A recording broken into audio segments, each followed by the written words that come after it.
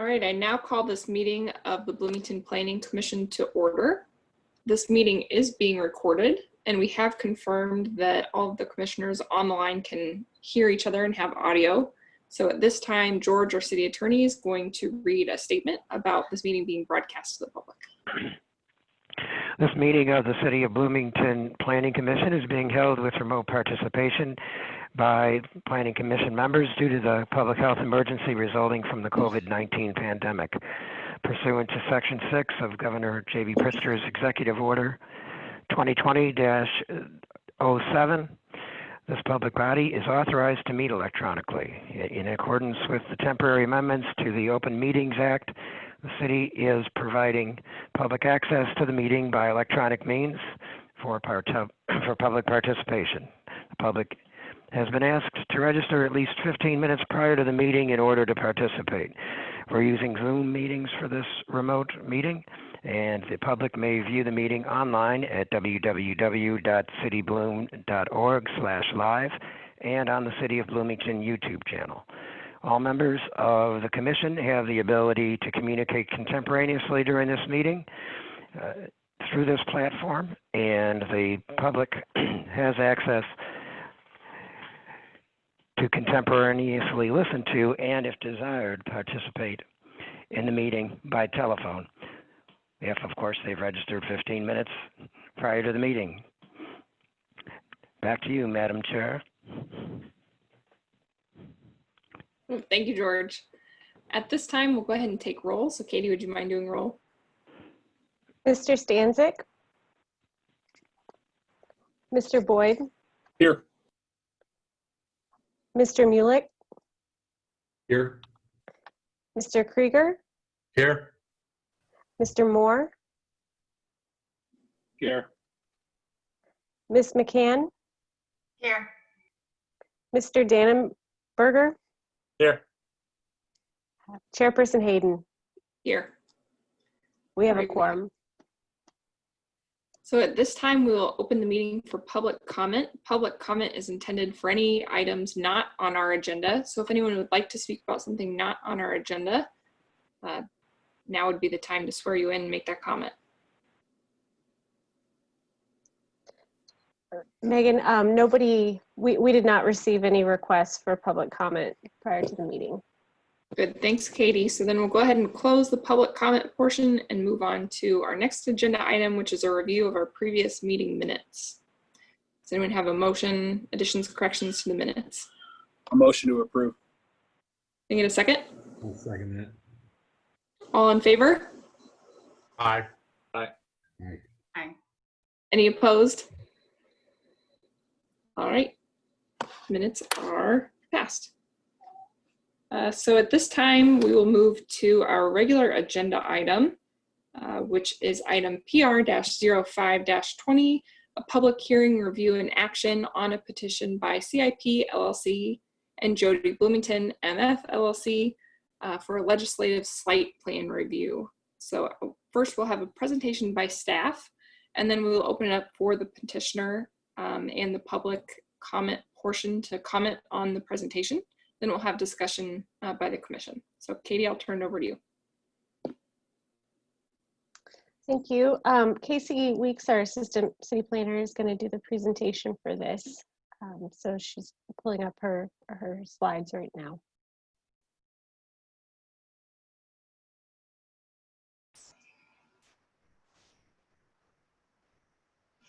Okay. Okay, can you see my screen? Yes. Okay. All right, so this is case number PR-520. It's a site plan review and approval of a special use permit for new construction of a multiple family residence at 3216 Garrick Drive.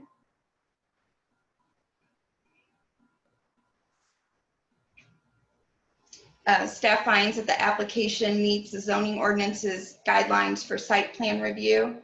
The recommendation is that the Planning Commission recommends City Council approve the site plan and special use permit for a multiple family residence at 3216 Garrick Drive.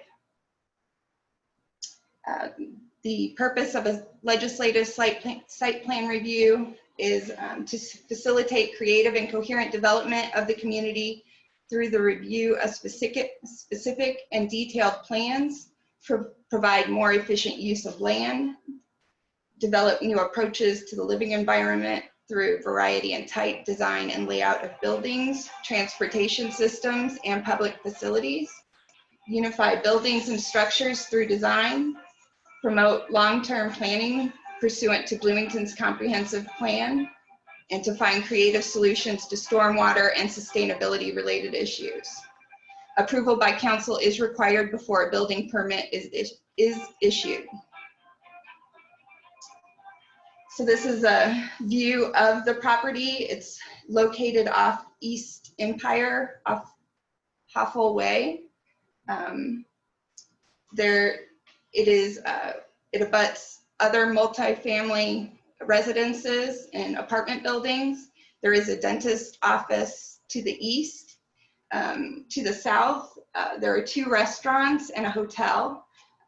The entrances for those are off of Garrig, but the hotel and the 2 restaurants front East Empire. This is the proposed site plan.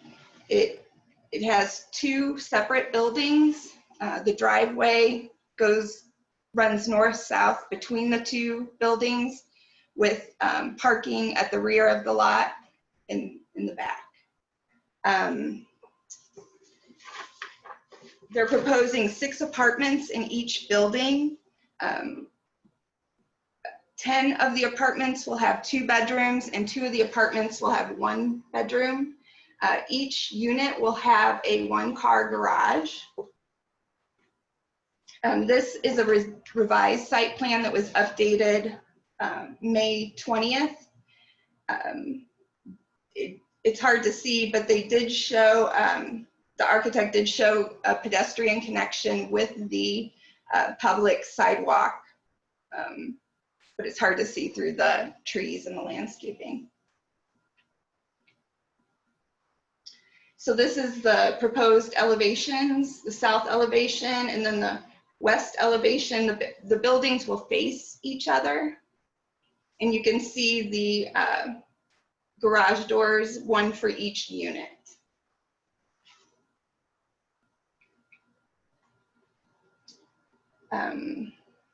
There are no requests for variances. The architect did not denote bicycle parking, and we had an email exchange, and he said he will provide the 5 spaces that are required for bicycle parking. But otherwise, all of the requirements are met for the parking and the setbacks. The parking that's required is 1.5 spaces per 1-bedroom dwelling unit and 2 spaces per 2-bedroom dwelling unit. And there was an adjustment for on-street parking. There were 5 on-street parking, which allowed for a decrease in 2 spaces. So there's a total of 22 parking spaces will be provided with 1 ADA. This is a zoning map. The property was rezoned as B2. So this one and the one next door were actually zoned B2, but they're surrounded to the east and to the south with B1. And to the north is the R3B, which is what is requiring the special use permit when the B2 zone adjoins a residential district. And then to the south, across on the other side of East Empire, is the airport. This is an aerial view of the property. It is 0.76 acres. And here you can see the other multifamily apartments next door. The configuration of the proposed site plan prevents headlights from going into the nearby residences, and the landscape screening at the rear of the property protects the other multifamily residents to the north. That is not required, but was provided by the applicant. It is compliant with the comprehensive plan of 2035. The infill redevelopment map identifies 3216 as a tier 1 development priority since it is located adjacent to city utilities and already annexed into the corporate limits.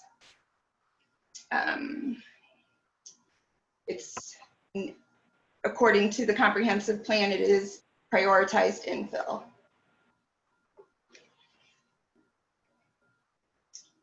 It meets the analysis to the standards for a special use. The proposed use is consistent with the surrounding residential and business uses. The proposed building is consistent in mass, height, and has design elements that make it compatible with surrounding properties. Residents will be able to access restaurants and offices providing amenities to residents within walking distance. The amount of traffic related to the proposed special use is consistent with other nearby uses. The lot has adequate roads and utilities, and the development has on-site stormwater detention that will need to meet the stormwater management requires. The site plan provides adequate vehicle circulation. A 5-foot pedestrian access connecting the apartments to the public sidewalk along Garrick Drive is required for compliance with the code, and the architect has agreed to provide this.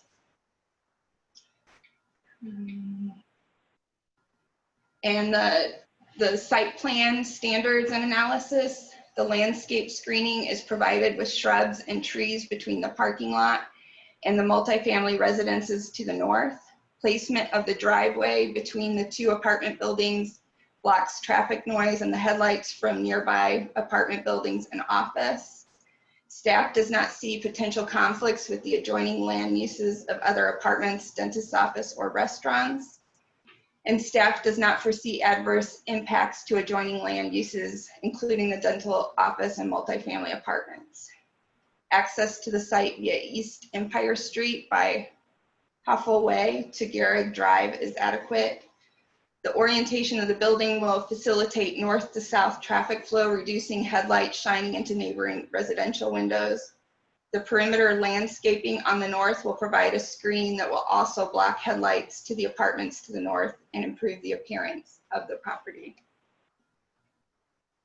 The staff recommendation is that the Planning Commission recommends City Council approve the site plan and special use permit for the multiple family residence at 3216 Garrick Drive. We did receive a public comment from the property owner to the east, the dentist office, and they're recommending or asking for a 6-foot fence on the eastern boundary property line. They're concerned that the residents of the apartment will park in their parking lot and possibly use their dumpster. And just to add to that, they have registered to provide public comment at this meeting, Chairperson Hayden, so they are listed as an attendee. Okay. All right, thank you, Katie. Thank you, Casey. Thanks, Casey, for the presentation. So at this time, we will ask the petitioner to give a short testimony, and then we will let anyone in favor of the petition speak, followed by anyone opposed. I will ask everyone to swear in before they give their testimony during the public hearing portion. So petitioner, if you want to unmute, give us your name, your address, and then I'll swear you in. Sure. I'm Paul Charnett. I'm with Charnett Associates Architects. We're located at 118 West Washington in Bloomington, Illinois. You swear the testimony you're about to... Oh. Sure. Sorry. I'm here on behalf and representing the owners of the property. Do you swear the testimony you're about to give will be the truth? Absolutely. Okay, thank you. Well, thank you all very much. I certainly appreciate your consideration. Thank you, Chairperson Hayden. This is about the third iteration that we've had on this particular site as we've reviewed the best and highest use. We had some potential for other development on it, and ultimately, this is what made the most sense. The residences are as consistent with similar projects that we've done before. So if you are talking with Core 3, I'm certain that you can see some of these already done. They're just in a different location. I believe they're on Exton. I say all that to say the piece that makes this site, I think, a little bit unique is the central drive. And Casey, I think you covered very well all of the items that we were concerned about addressing, and she was kind enough to let us know about any of the items that we had missing, such as the public sidewalks and the bike racks. We have since added those, and both of those are indicated on the May 20th submission. We wanted to make sure that we were as up to date as possible. The bike racks will actually be providing 10. Those are on the north side of the building, and then on the south side, you saw the sidewalk there that connects to the pedestrian way. So in terms of all the rest of this, we believe in landscaping. We believe in what it provides. We want to try and shelter that as much as we possibly can. They will have their own trash enclosure. We've shown that on the north side of the property. Detention is to be proposed underground. We looked at doing a surface detention, but it just didn't make sense with the layout of the site and the topography. There are two little rooms on the south side that were requested by the fire department and by Mr. McAllister. Those are sprinkler rooms and water meter rooms. So those will provide the necessary utility break-offs for each building. Other than that, I think we've addressed everything else as the code is required. So if there's any additional information you'd like from us, we'd be happy to provide it.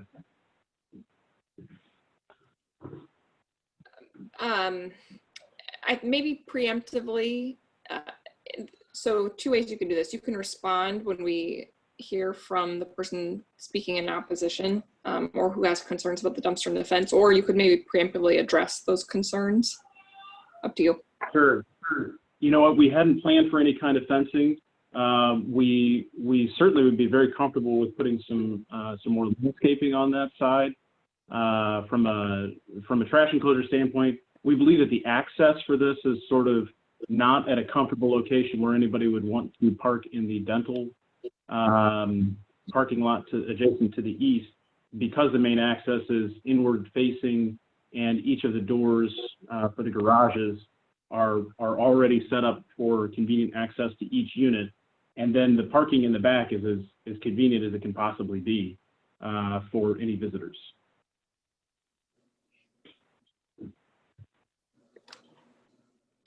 All right, thank you for those comments. Anything else before we let you stop your testimony? Well, thank you very much, and we certainly want to hear whatever anyone has to say. All right, thank you, Mr. Charnett. Is there anyone else on the line that wishes to speak in favor of the petition? If not, we'll hear from anyone who wishes to speak in opposition or who has questions. Yes, I would like to speak in opposition. Yep, please state your name and address, and then I'll swear you in. My name is Bree Jacobson. I am representing the dental office next door, Prairie Dental Associates, located at 3220 Garrett Drive. Do you swear the testimony you're about to give will be the truth? Excuse me. Yep. It's George Boyle. I just wanted to make sure that for the last witness, were there any questions from the commission before we go to the next witness? I guess so not. I just have a clarification, make sure I'm reading it correctly. The back, it would be the north of the property is where the visitor parking is, and that is where the dumpster and enclosure is located. Is that all correct? Correct. Okay, that's all I needed. Thank you.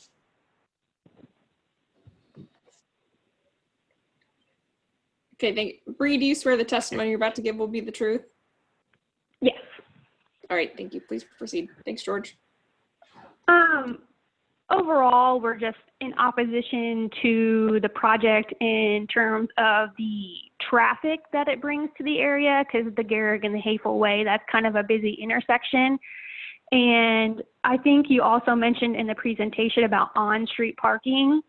And I think there's something also mentioned about how the hotel and the restaurant can enter from East Empire, which is incorrect. Everybody enters from Garrick, so all the hotel traffic, all the restaurant traffic for Baxter's goes down Garrick Drive. So it's a very busy street, and when you add on-street parking to that, it creates kind of like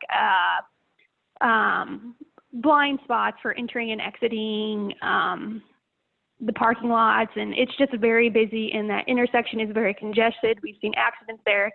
My husband himself has gotten in an accident at that Hayful and Garrick intersection. So I didn't know if there's been any type of like traffic study done in that area or anything, because it's just highly congested in that area. And if you add more to it, it's just going to get worse.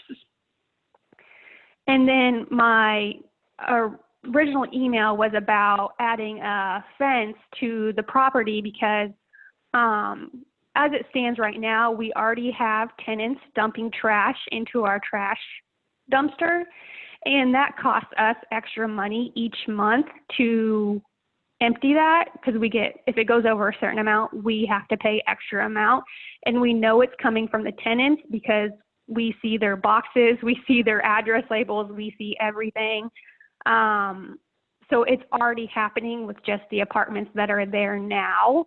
And we already have people parking in our parking lot as it is now. So that's why we need some type of deterrent before it gets any worse.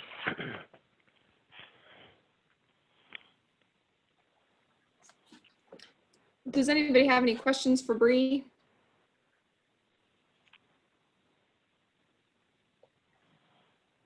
Are they going to allow on-street parking with this apartment complex? I mean, Yep. So Bree, what we'll do is I've got your questions, and okay. we'll propose those back to the city and back to the petitioner to get those answered for you. Okay. I mean, I'm surprised, like the builders say we're not going to be affected by this at all, but nobody has reached out to us to ask if anybody has affected us at all. And we have been affected by, I mean, we have Buffalo Wild Wings parking in our parking lot. We have to call them to have people move. I mean, it's just, we need something to help us. And I mean, the trash costs us money extra month, and being a small business, it's not, who was just closed down for 8 or 9 weeks. It's kind of like, we need some type of deterrent to help us out here. And we don't believe our patients are going to be a problem to their land. We believe it's going to be the tenants that's going to be a problem for us. And that's why we believe they should have to pay for that fence.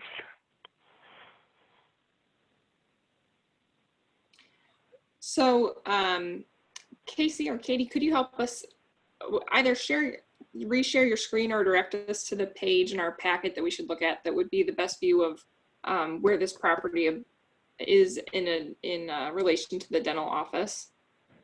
I'm looking at 15. It's like right next to us, literally.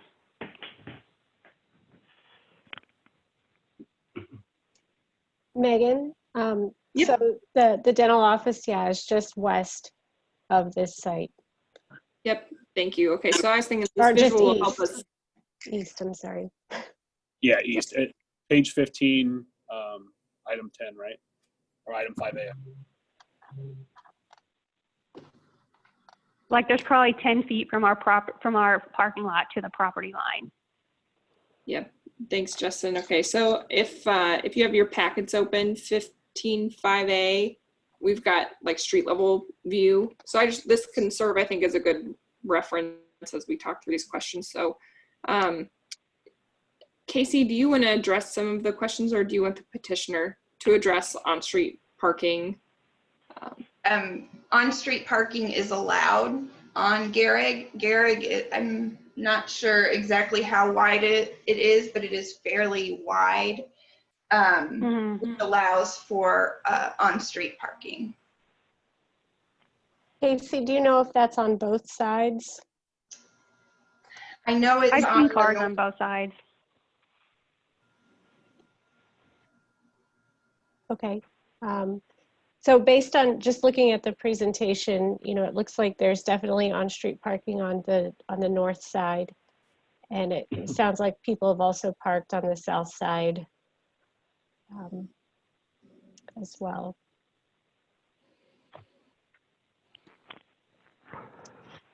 The staff can speak to the question about the design study and the traffic impact.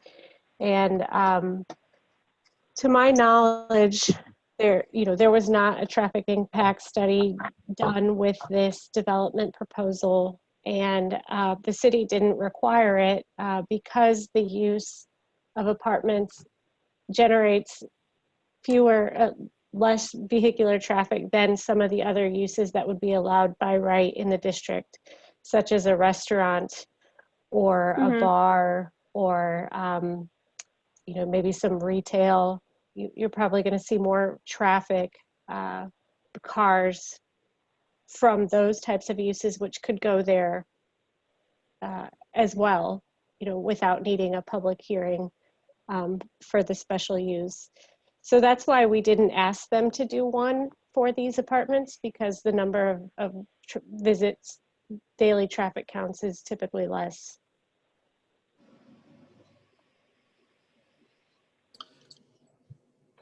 Can you put back up the zoning requirements and with the parking spaces and walk through that one more time?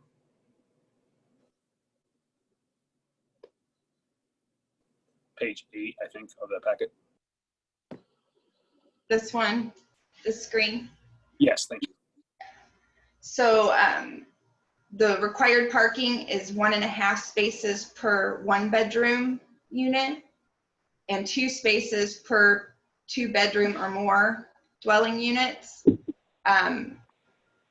There are 10 units with 2 bedrooms and 2 units with 1 bedroom. That comes up to 23 spaces. And adjusting for the on-street parking, you can take away 2 of those spaces, which would actually require 21. But they're proposing 22 spaces. Okay, thank you.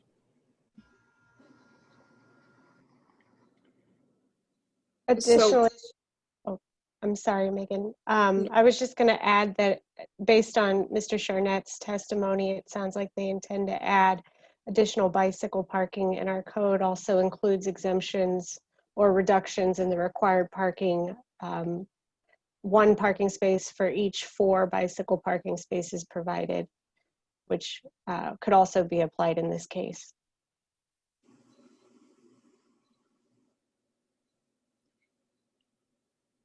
Mr. Charnet, did you want to testify again and address any of those questions or comments? You're not required to, but want to give you an opportunity to. Well, thank you very much. Sure, I certainly appreciate your comments, Ms. Jackson. We want to be a good neighbor in every way that we possibly can. We also want to try and limit the maintenance of whatever we can in terms of the property. At the same time, from a parking standpoint, I don't anticipate that there will be a whole lot of on-street parking. And I don't know that we could do much about it from a traffic perspective. As Katie mentioned, the use here that we're proposing is probably the least impactful in terms of traffic. I think the only thing that could be less impacting would be a single-family residence for use in the property. Even a park would have higher traffic counts than this. So I don't know what I could really do to reduce any of that.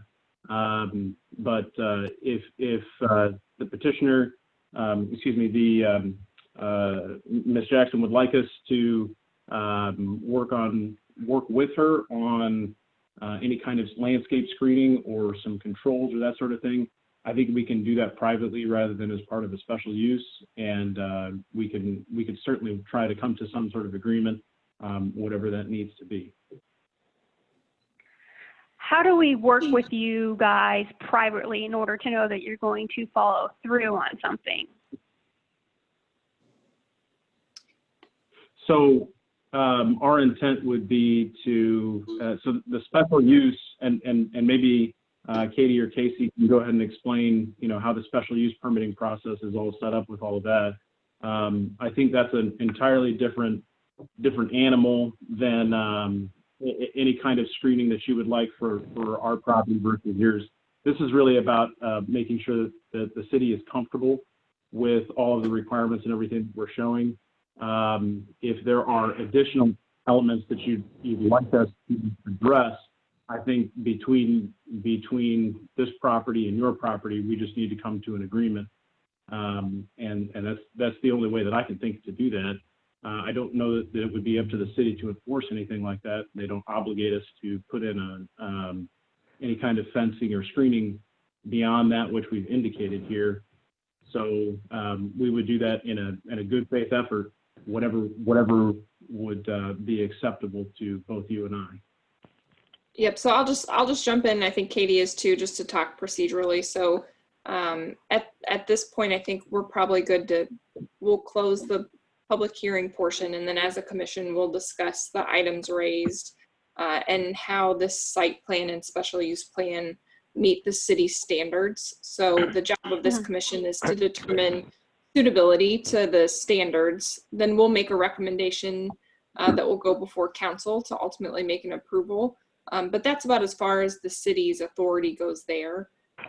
So what we would do is determine, does this meet This is George standards? Boyle. I wanted to make a statement with respect to that, and because Mr. Charnett and I have no reason to doubt either the veracity or their good faith.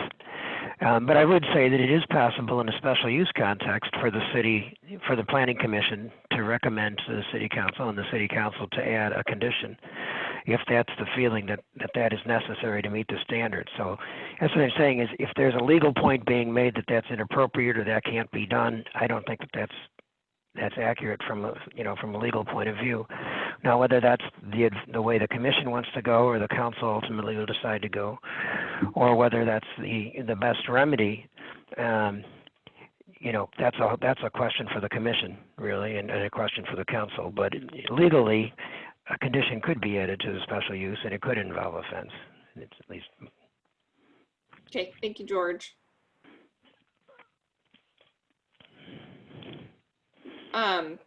So Ms. Jacobson and Mr. Charnett, do either of you have anything else that you'd like to testify to while we have the public hearing open? Nope. I appreciate the time, though. I as well, and thank you very much. And Ms. Jacobson, if you'd like my contact information, I think it would be available on here, but you can certainly reach me. I don't know if there's any way I could send that later, but for anything that you'd like to discuss further, I'm certainly open to it. Okay, thank you. All right, I will officially close this public hearing and then open it up for discussion amongst the commission. And then Casey, would you mind putting up on the screen the standards? Thank you.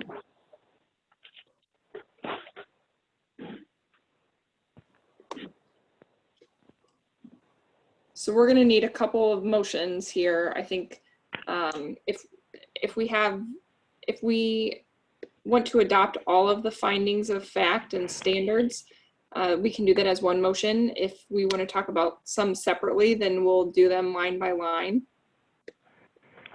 So just keep that in mind as we have discussion.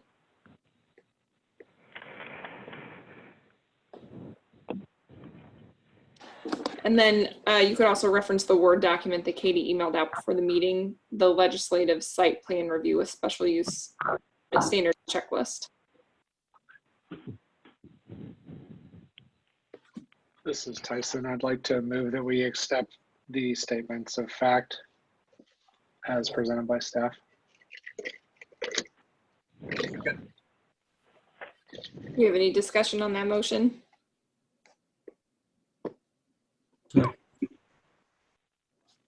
Is there a second to the motion? Yeah, me. Thank you, Tom.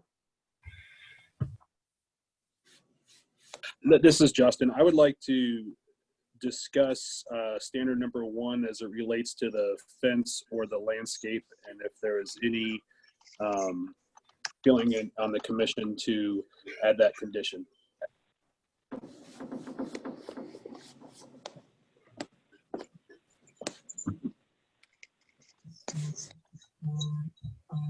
So my opinion would be no, because the issues that exist today were not caused by the petitioner, and it seems a little punitive to ask them to rectify something that they haven't caused a problem with yet.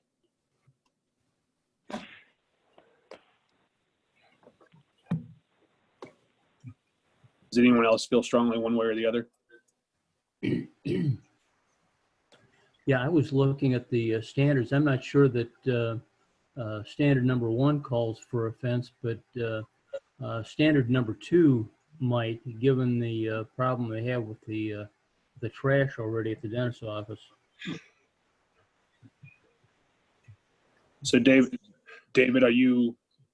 would you be open to considering a condition? I would. I also am open to that. Is there a way we could go back to the picture of the property?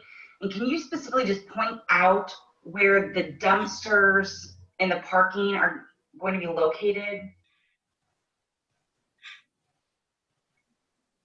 Is it to the north or to the south of Garrett Drive? So Garrett, I meant which side of the...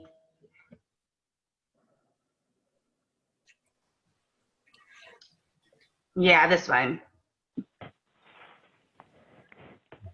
you would go through the driveway between the 2 apartments off of Garrett, correct? And then the parking lot for guests and dumpster would be towards the north end of behind the apartment buildings. Am I correct there? Yes, this shows the driveway goes between the 2 apartment buildings, and the parking lot is in the rear, which is the north side of the lot. And then to the east of that is where the dentist office is. Yes. Where are the dumpsters for this? Right in the rear parking lot, right in the southwest corner. And then how far on that east side complex, how far away is that? Is there going to be like a rear exit that would go back into the dentist parking lot? No, this is the only entrance and exit to the lot. Okay. And just to point out, the dumpster is screened. So we require that it's fenced in, and you can see on the site plan that it also has gates to keep it locked.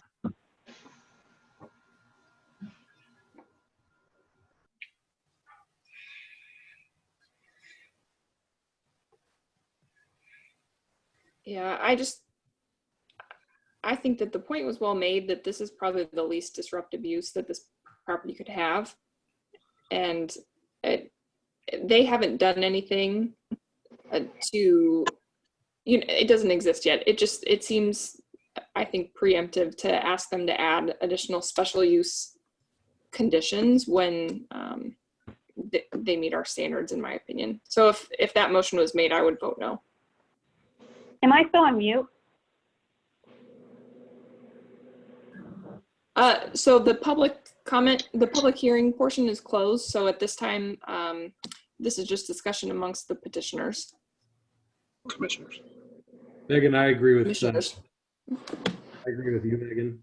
Megan, I think your point is well taken. I think the fence is probably going to be a bit more than the situation calls for. I'm leaning away from the fence, but I do like to entertain the idea that I believe the petitioner suggested of landscaping. I think that would be more appropriate and less maintenance over the long term, possibly. So if there was something we could at least have council consider that when it goes to them.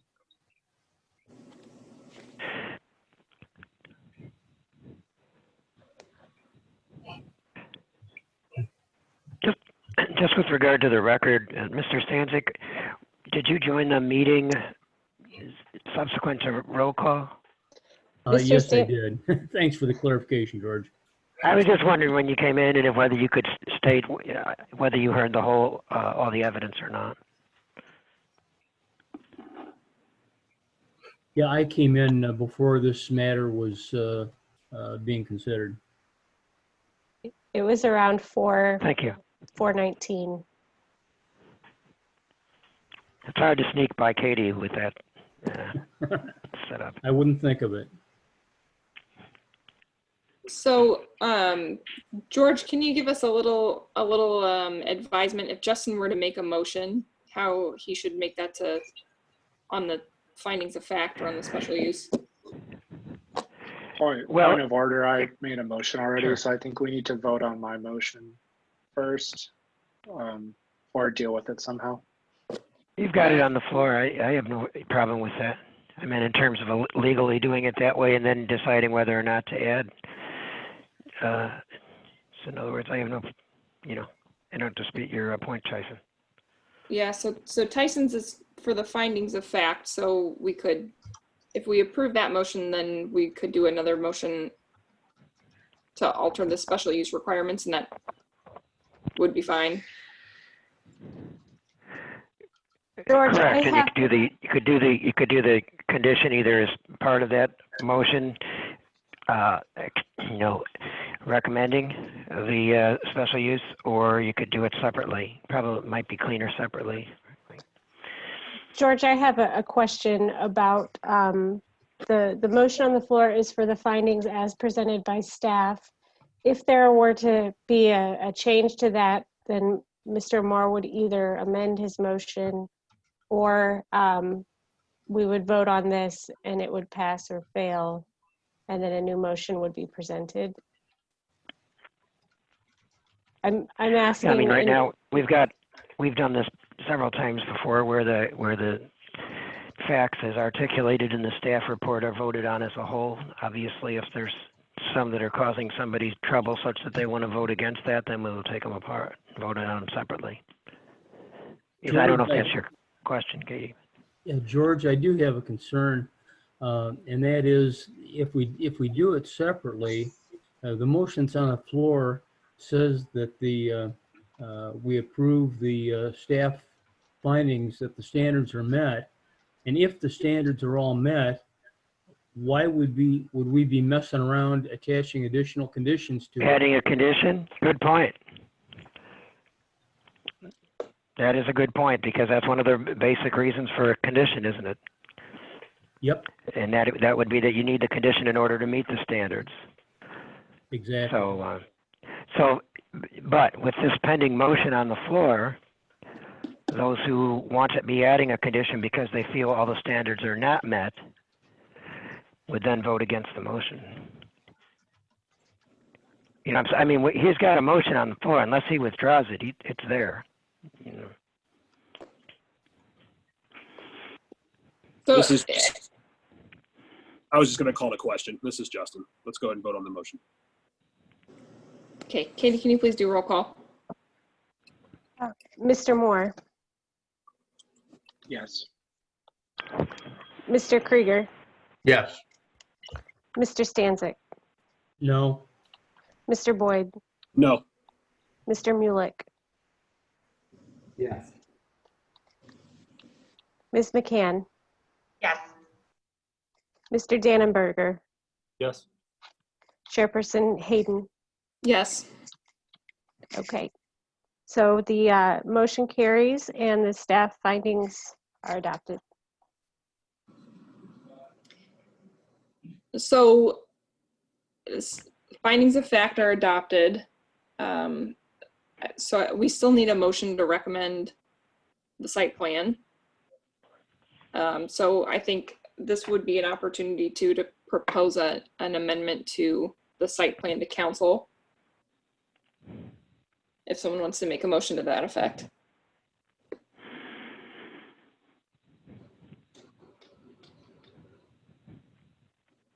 Megan, if what you're looking for is a motion to approve and recommend this to the council, I would so move. And would you make any requests for alteration to the site plan, or are you recommending approval as is? No, I think consistent with my previous observation, having approved the standards, I don't think we ought to be messing around with them. Okay. All right. We've got a motion. Do we have a second? Second.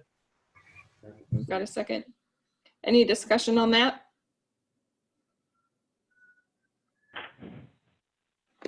All right, Katie, can you please do roll call?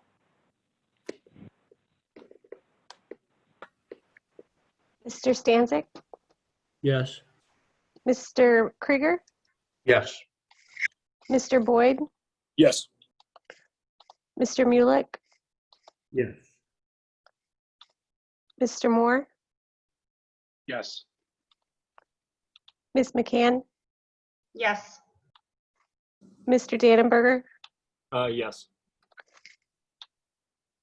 Chairperson Hayden. Yes. Motion carries. All right, so just for the petitioners, it sounds like Mr. Charnett did make the offer for good faith conversations offline to talk through landscaping. But from our standpoint, we have approved and sent this on to City Council as stated. So thank you both for your time, and then that concludes the regular agenda for this meeting and moves us on past old business, which we do not have any, to new business.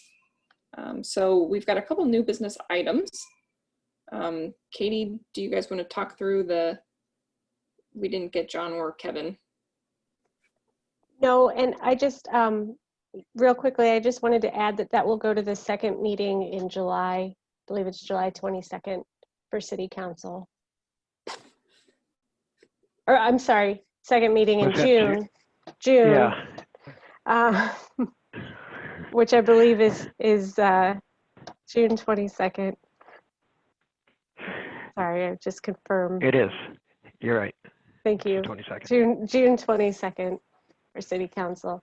And in regards to the new business items, we just wanted to take the opportunity to recognize Mr. Cease and Mr. Protzman for their service on the commission.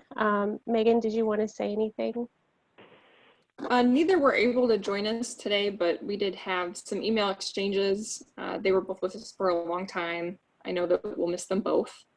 So we sent them a certificate, and hopefully we still have an opportunity to see them around town. And, John's retired, so riding off into the sunset, but we'll definitely still see Kevin around. And then with that, John, I think, the way that these meetings are set up procedurally, you're at the end, and we would have loved to meet you at the beginning, but Katie, I don't know if you want to introduce John as a new member, and then John, if you wouldn't mind just telling us a little bit about yourself and doing a little introduction. Sure. I'm just going to pass it off to John. Hi, everyone.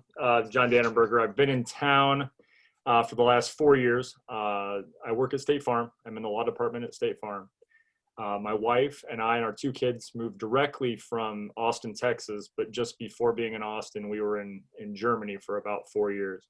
We've lived on and off between either Illinois or Chicago, Austin, Texas, and Yurope for the last 20 years. So there's these gaps and these chapters. We promised to stay here for as long as State Farm will have me. My wife, Yuki, is an architect. She's currently working with STG in Austin, Texas, and Ratio in Champaign. Our 2 kids, we have 2 kids. They're 6 and 8.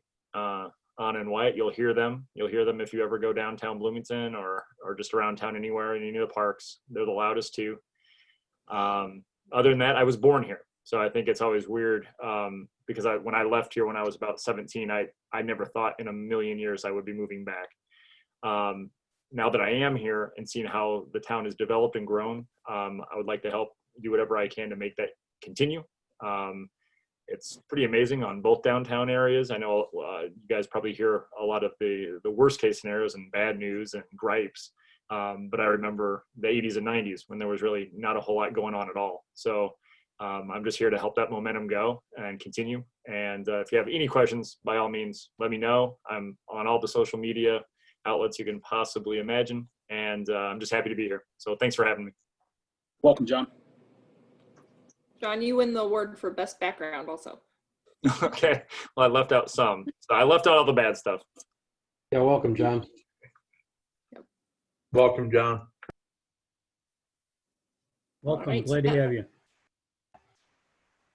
So that moves us to the last bit of our new business, which is elections for chair and for vice chair. So procedurally, we'll take nominations and then we will do roll call voice votes for both offices. I'd like to nominate Megan for chair. Do we need a second? Megan Heaton, sorry, let me specify. Megan Heaton for chair. I'll second.